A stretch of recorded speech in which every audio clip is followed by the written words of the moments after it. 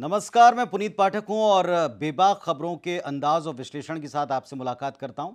और आपने जितने भी कमेंट्स करके अब तक मुझे बताया उसके लिए बहुत धन्यवाद। आप सबके कमेंट्स से बड़ी मदद मिलती है ये समझने में कि एक्चुअली आप इन वीडियोस को लेकर क्या सोच रखते हैं। और जैसा भी आप देख रहे हैं, खबर बेबाक में इस वक्त चुनावी माहौल में हर दिन ढेर सारे स्टेटमेंट्स, ढेर सारे बयान आपके पास आते हैं और उन सारे बयानों में हकीकत क्या है, कितनी सच्चाई है, जानने की कोशिश हम दिन भर अलग-अलग माध्यमों से करते हैं। चुनावी माहौल में इस वक्त भारतीय जनता पार्टी छत्तीसगढ़ में सत्ता तक पहुंचने के लिए उसी मंत्र पर काम कर रही है जो यहां प्रधानमंत्री नरेंद्र मोदी देकर गए। याद करिए जरा उनकी सभा, याद करिए जरा उनके नारे। सबसे बड़े मुद्दे क्या होंगे, क्योंकि यहां मुद्दा विहीन पार्टी बता बता करके कांग्रेस पार्टी ने बीजेपी को बैकफुट पर धकेला है।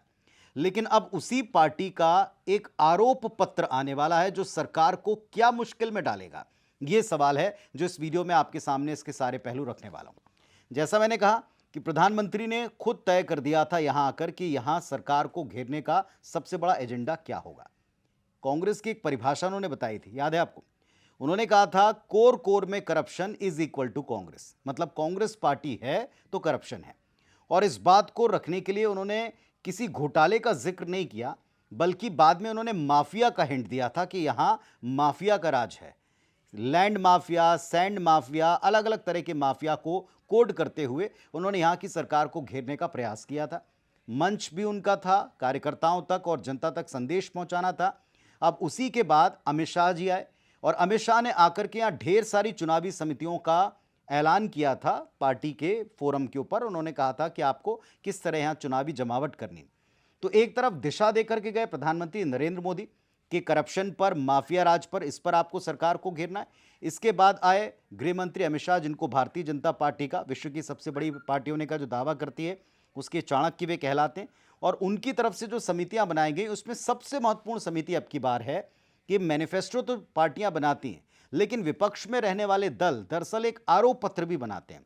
एक आरोप पत्र बनाने के लिए उनकी जो समिति थी उसकी कमान सौंपी गई पिछली सरकार के कैबिनेट मंत्री और एक ऐसे कद्दावर नेता, एक ऐसे चेहरे अजय चंद्राकर को, जिन्होंने सरकार जाने के बाद से लेकर अब तक कांग्रेस पार्टी पर तगड़े प्रहार किए, गहरे प्रहार किए।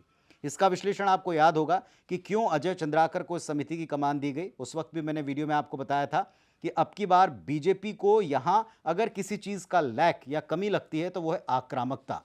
यहां विपक्ष में वैसी आक्रामकता क्यों नहीं है?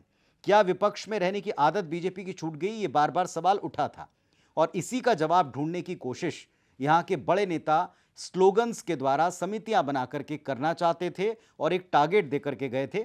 अब जब ये आरोप पत्र समिति बनी तो इसकी कमान उस नेता को दी गई जो ऑलरेडी सरकार के खिलाफ आग उगलने वाले शब्दों का इस्तेमाल करते हैं।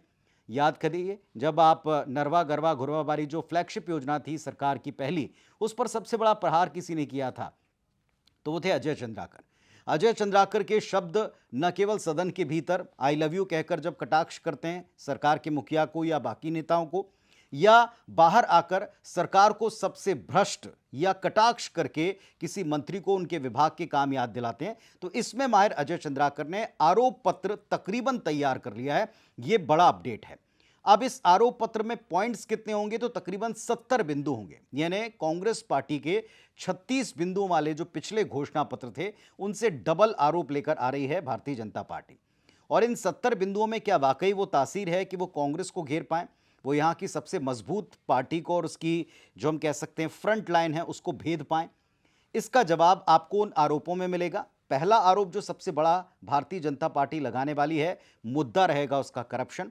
सेंटर में कुछ ऐसे बड़े मुद्दों की तलाश में भारतीय जनता पार्टी के तमाम कार्यकर्ता निकले हुए हैं और वो जो जानकारी मेरे पास आ रही है वो दरअसल इसमें डेटा जुटा रहे हैं। वो इसमें डेटा कैसे जुटा रहे हैं वो भी मैं आपको बताऊंगा। लेकिन एक बड़ा आरोप जो उनका होगा वो होगा भ्रष्टाचार का, करप्शन का, जिसकी हेडिंग ही होगी कांग्रेस यानी कोर कोर में करप्शन। दूसरा ये बताया जा रहा है कि सबसे बड़ा मुद्दा है यूथ का। जिस अंदाज में मुख्यमंत्री जी इस वक्त युवा संवाद कर रहे हैं, 3 संवाद वो कर चुके हैं। राजधानी रायपुर से शुरू किया, न्यायधानी बिलासपुर गए, फिर अपने क्षेत्र दुर्ग में गए, वहां जाकर युवा संवाद किया। न केवल युवा संवाद कर रहे हैं बल्कि युवाओं से जुड़ा जो मुद्दा होता है, जैसे आज ही इन्होंने एक पत्र लिखा है केंद्रीय फाइनेंस मिनिस्टर को, निर्मला सीतारमण को, और उसमें यूथ की वो मांग उठाई है जो भिलाई के मंच पर उठी थी। भिलाई के मंच पर जब उनको पता चला कि बेंगलुरु में एक ऐसा ऑर्डर आ रहा है कि जो वहाँ पे पीजी में रहने वाले या तमाम तरह के हॉस्टल में रहने वाले स्टूडेंट हैं उनको 12% का जीएसटी भी देना पड़ेगा। माने जो किराया भरते हैं सो भरते हैं, उस पर 12% का जीएसटी, उसी को लेकर उन्होंने अपनी बात रखी। और जिस अंदाज में मुख्यमंत्री युवाओं से संवाद कर रहे हैं वो भले ही बीजेपी स्वीकार ना करे, लेकिन बीजेपी की लोकल इकाई के लिए वाकई वो चिंता की बात है। और उसका तोड़ ढूंढने के लिए जो आरोप पत्र है इसमें युवाओं से छलावे का बड़ा आरोप है। और युवाओं से छलावे के इस बड़े आरोप के पक्ष में बीजेपी डेटा कैसे कलेक्ट करेगी, तो इसके लिए दरअसल वो एक फॉर्म या प्रोफॉर्म भरवा रही है और उसका प्रारूप तैयार किया जा रहा है जिसमें कुछ सवाल होंगे। वो सवाल होंगे युवाओं के रोजगार से जुड़े हुए, बेरोजगारी भत्ते से जुड़े हुए, नौकरियों से जुड़े हुए, शिक्षा में या पीएससी में घोटाले से जुड़े हुए। उन सारे आरोपों को लेकर के एक प्रोफार्मा बच्चों से भरवाया जाएगा, स्टूडेंट से भरवाया जाएगा और उसके आधार पर जो डेटा बनेगा उसे ही अपने आरोप पत्र में एक आंकड़े के तौर पर भारतीय जनता पार्टी पेश कर सकती है, यह अंदरूनी सूत्र बता रहे हैं। तीसरा जो बड़ा मुद्दा होगा वो होगा माफिया राज का, और इसमें सारे माफिया को लेकर आम जनता के बीच में भी सो कॉल्ड सर्वे या रायशुमारी के लिए इस तरह के पत्र बढ़ सकते हैं, जैसा स्टूडेंट के साथ में किया जाना है। एक और बड़ा मुद्दा रहेगा वो होगा महिलाओं का शराबबंदी का, जिसको लेकर हमने देखा कि महिलाओं के बीच में पहले से महिला मोर्चा ने एक बड़ा आंदोलन खड़ा किया था।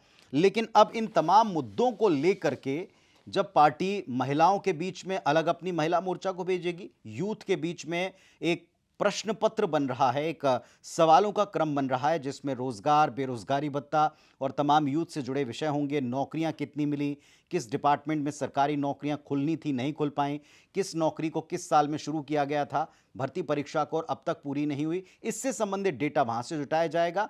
महिलाओं से संबंधित डेटा महिलाओं के बीच में महिला मोर्चा जुटाएगी। और अंत में बारी आती है, आपको याद होगा हाल ही में जो सत्र खत्म हुआ उसमें 109 बिंदुओं का एक आरोप पत्र भारतीय जनता पार्टी लाई थी। कमोबेश उनको ही समेट करके यहां अलग अलग 70 बिंदुओं वाला वो पत्र तैयार होगा और इस 70 बिंदुओं के अंदर ढेर सारे पॉइंट्स होंगे। अब इसमें कितना दम होगा ये जब आरोप पत्र सामने आएगा आकार लेकर तब स्पष्ट होगा, लेकिन इतना तय है कि इसमें से एक एक आरोप में आक्रामकता के साथ में पूरा वार होगा। एक और बड़ा गंभीर मुद्दा है, सरकार की सबसे बड़ी जो स्ट्रेंथ रही है वो रहा है किसान, और किसानों ने कितनी आत्महत्या की इसको लेकर भारतीय जनता पार्टी एक डेटा जुटा रही है। उनका एक दावा है कि 4 साल में तकरीबन 1000 किसान जो है आत्महत्या कर चुके हैं। और इसका ठीकरा नाकामी जो एक बड़ा मुद्दा है, सरकार अपने आप को मोर्चे पर कामयाब बताती है तो भारतीय जनता पार्टी एक शब्द, एक टैग लगाना चाहती है, वो है नाकामी का।